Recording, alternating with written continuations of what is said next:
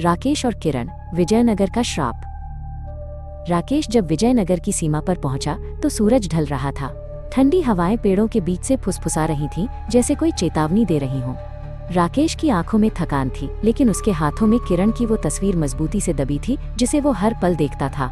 एक मशहूर खोजी पत्रकार के रूप में उसने कई गुत्थियां सुलझाई थीं, लेकिन ये मामला निजी था। 3 दिन पहले किरण यहाँ एक रिपोर्ट के सिलसिले में आई थी और फिर अचानक उसका फोन बंद हो गया। गांव का सन्नाटा उसे डरा रहा था। गांव के किनारे पर एक पुरानी और विशाल हवेली खड़ी थी, जिसे स्थानीय लोग काली कोठी कहते थे। राकेश ने देखा कि हवेली के लोहे के जंग लगे फाटकों पर किरण का रेशमी स्कार्फ फंसा हुआ था।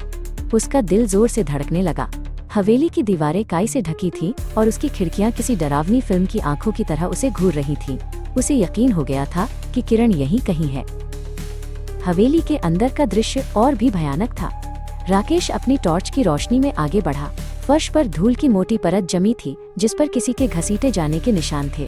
वह एक पुराने पुस्तकालय में पहुंचा, जहां हजारों पुरानी और फटी हुई किताबें बिखरी पड़ी थीं। यहाँ की हवा में एक अजीब सी गंध थी, पुरानी कागजात और किसी प्राचीन चीज की। अचानक उसे कोने में एक मेज दिखी, जिस पर कुछ रखा हुआ था। मेज पर एक धूल भरी डायरी पड़ी थी। राकेश ने उसे खोला तो देखा कि वो किरण की ही डायरी थी। आखिरी पन्ने पर कांपते हुए हाथों से लिखा था, यह कोई साधारण गायब होना नहीं है। विजयनगर के बच्चे किसी श्राप की भेंट चढ़ रहे हैं। हवेली के नीचे कुछ जाग गया है, भैरव का साया यहाँ है। राकेश का खून जम गया। क्या किरण उस प्राचीन श्राप का शिकार हो गई थी, जिसका जिक्र गांव की लोक कथाओं में मिलता था? उसे अचानक एक धुंधली याद या शायद कोई एहसास हुआ। उसे लगा जैसे किरण उसके सामने खड़ी है, लेकिन वो अकेली नहीं थी। उसके पीछे एक विशाल काली और धुंधली आकृति खड़ी थी, भैरव। ये उस परिवार का पूर्वज था जिसने सदियों पहले अपनी शक्तियों के लिए गांव को श्राप दिया था। किरण की आंखें मदद के लिए पुकार रही थीं, लेकिन वो एक रहस्यमयी शक्ति के वश में लग रही थी। बेटा, यहाँ से चले जाओ, एक कांपती हुई आवाज आई। राकेश पीछे मुड़ा तो देखा कि एक बूढ़ा ग्रामीण अंधेरे से निकल कर आया था। उसका नाम सोमनाथ था। सोमनाथ ने बताया कि हर 100 साल में भैरव का श्राप जागता है और गांव के बच्चों को अपनी गिरफ्त में ले लेता है। इस बार उसने किरण को चुना था, क्योंकि वो इस राज को उजागर करने के करीब पहुंच गई थी। वो पुराने मंदिर के तहखाने में है, सोमनाथ ने फुसफुसाते हुए कहा।